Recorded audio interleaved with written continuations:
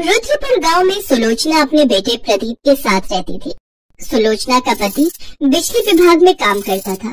एक रोज जब वो बिजली के खंभे पर चढ़कर तार ठीक कर रहा था तो करंट का जोर का झटका लगने की वजह से उसकी मौत हो गई। वो अपने पीछे 12 साल के मासूम प्रदीप और पत्नी सुलोचना को छोड़ गया। पति की मौत के बाद सुलोचना ने जैसे तैसे करके घर का गुजारा चलाया। देखते ही देखते कुछ साल बीत गए और अब प्रदीप 20 साल का हो गया। एक रोज उसका एक दोस्त शहर से वापस गांव आता है तो वो प्रदीप से कहता है, प्रदीप अगर तू चाहे तो मैं तुझे अपने साथ शहर में काम पर लगा सकता हूँ। बोल क्या बोलता है, चलेगा मेरे साथ? मुझे इस बारे में माँ से बात करनी पड़ेगी यार। शाम को प्रदीप अपनी माँ से इस बारे में बात करता है। नहीं बेटा, तू शहर मत जा। जो शहर जाता है फिर वो लौट कर गाँव नहीं आता। मैं और तू यही गाँव में रहकर कुछ काम कर लेंगे। शहर में न जाने तुझे किस हाल में रहना पड़े। माँ, तुम तो यूं ही बेकार चिंता करती हो। अगर मुझे वहाँ कोई परेशानी होगी तो मैं तुरंत गाँव वापस आ जाऊंगा। मेरा कहा तो तूने मानना नहीं। चल ठीक है, चला जाइयो शहर, लेकिन उससे पहले तू मेरे साथ मंदिर चलकर भगवान से आशीर्वाद लेना, उसके बाद ही शहर जाना। अगले दिन सुबह दोनों मंदिर जाते हैं। हे महादेव, आप ही हमारा सहारा है। मेरे बेटे को आशीर्वाद दो भगवान की वो अपनी जिंदगी की शुरुआत अच्छे से कर सके। इसके बाद प्रदीप शहर चले जाते हैं। तकरीबन 2 महीने बाद प्रदीप का दोस्त दिनेश किसी काम से शहर से गाँव आता है तो वो सुलोचना से मिलकर कहता है, काकी, प्रदीप को शहर में नौकरी मिल गई और वो बिल्कुल ठीक है। उसने कहा है कि आप उसकी बिल्कुल भी चिंता ना करें। ये बात सुनकर सुलोचना बड़ी खुश होती है और मंदिर जाकर शिव जी के आगे प्रसाद चढ़ाती है। इसी तरह वो हर रोज मंदिर जाकर शिव जी से प्रार्थना करती रहती। प्रदीप हर महीने अपनी माँ को खर्चे पानी के लिए रुपए भेजता रहता। ऐसे ही समय बीतता गया। प्रदीप को शहर गए 1 साल बीत गया, लेकिन पिछले 2 महीनों से न तो उसने पैसे भिजवाए और न ही उसकी कोई खबर आई। ये देख सुलोचना चिंता में पड़ गई। फिर एक दिन उसे गांव में दिनेश दिखाई दिया तो वो भागते हुए उसके पास गई और कहने लगी, अरे दिनेश, तू गांव कब आया और मेरा प्रदीप कैसा है? कई रोज हो गए उसकी कोई खबर ही नहीं आई। अब काकी, मैं आपसे मिलने ही आ रहा था। प्रदीप इन दिनों बहुत परेशान है। उसकी नौकरी चली गई है। फिर उसने खुद का काम शुरू करने की सोची, जिसके लिए उसने कर्ज उठाया, लेकिन अब कर्ज न चुका पाने की वजह से वो लोग उसे जाने नहीं दे रहे हैं। ये बात सुनकर सुलोचना के होश उड़ जाते हैं और वो दिनेश के साथ शहर चली जाती है। अरे माँ, तुम्हें यहाँ आने की क्या जरूरत थी? ये लोग तुम्हें भी पकड़ लेंगे।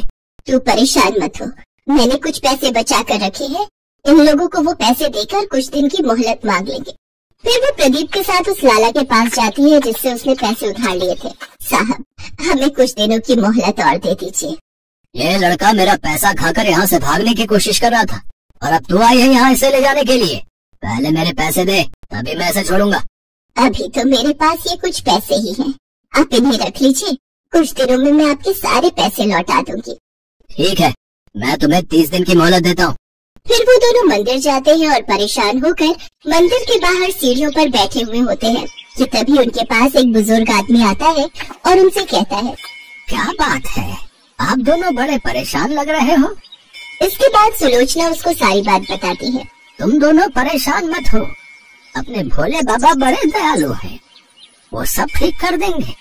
मैं इस मंदिर के बाहर कई सालों से रबड़ी जलेबी का ठेला लगाता हूँ, लेकिन अब मेरी उम्र हो गई है और अब मुझसे ये संभलता नहीं। अगर तुम दोनों चाहो तो मेरे ठेले पर काम कर सकते हो। जो भी कमाई होगी उसमें से 3 हिस्से होंगे, जिसमें से 2 तुम्हारे और 1 मेरा। अच्छा, अब मैं चलता हूँ। फिर वो दोनों उस ठेले पर मन लगाकर काम करने लगे। सुलोचना के हाथ की रबड़ी जलेबी लोगों को बड़ी पसंद आई। उनके ठेले पर काफी भीड़ रहने लगी, जिसके चलते उनका काम खूब अच्छा चलने लगा। कुछ ही दिनों में उन्होंने उस मंदिर के पास ही एक छोटा सा घर किराए पर ले लिया। इसी बीच मंदिर के बाहर कुछ गरीब आते थे जिनका रबड़ी जलेबी खाने का बड़ा मन होता, लेकिन अपनी गरीबी के कारण वो उसे खरीद नहीं पाते। उन लोगों को सुलोचना बिना पैसे लिए मुफ्त में रबड़ी जलेबी खिला देती थी। ऐसे ही 1 महीना बीत जाता है। तभी उस ठेले का मालिक, वो बुजुर्ग आदमी, उनके पास आता है और कहता है, अरे भाई, हमें और हमारी पत्नी को भी तो रबड़ी जलेबी खिलाओ। हाँ, अभी लीजिए। प्रदीप बुजुर्ग आदमी और महिला को रबड़ी जलेबी देता है, जिसे खाकर उस बुजुर्ग औरत ने कहा, अरे वाह, ये तो बहुत स्वादिष्ट है। तुम दोनों तो सचमुच बहुत ही लाजवाब रबड़ी जलेबी बनाते हो। बहुत बहुत शुक्रिया। आपके कारण ही आज हम शहर में रहकर इतनी अच्छी कमाई कर पा रहे हैं। शिव जी की कृपा से हमारा काम बहुत ही अच्छा चल रहा है। रुकिए, मैं अभी आपको आपका हिस्सा देती हूँ जिसे मैंने अलग करके रख लिया है। लेकिन हमें तो हमारा हिस्सा पहले ही मिल चुका है। लेकिन वो कैसे? तुम दोनों जो गरीबों को मुफ्त में रबड़ी जलेबी खिलाते हो, असल में वही हमारा हिस्सा है। बाबा, आपको बिना बताए हमने ऐसा किया, इसके लिए हमें माफ कर दीजिए। तुम हमेशा ऐसे ही जरूरतमंद गरीबों की मदद करते रहना। मैं समझूंगा कि मुझे मेरा हिस्सा मिल गया। तभी वो बुजुर्ग आदमी और औरत शिव पार्वती के रूप में प्रकट हो गए। मैं अपने सच्चे भक्तों का साथ कभी नहीं छोड़ता। तुम दोनों की मेहनत और ईमानदारी से मैं बहुत प्रसन्न हूँ। मेरा आशीर्वाद सदा तुम लोगों के साथ रहेगा। भोले बाबा, माता, आप दोनों के दर्शन पाकर तो हमारा जीवन धन्य हो गया। तुम दोनों जब भी किसी को मुसीबत में देखो तो उसकी सहायता जरूर करना। इतना कहते ही शिव पार्वती अंतर्ध्यान हो गए। उसके बाद से उन दोनों का काम बहुत अच्छा चलने लगा।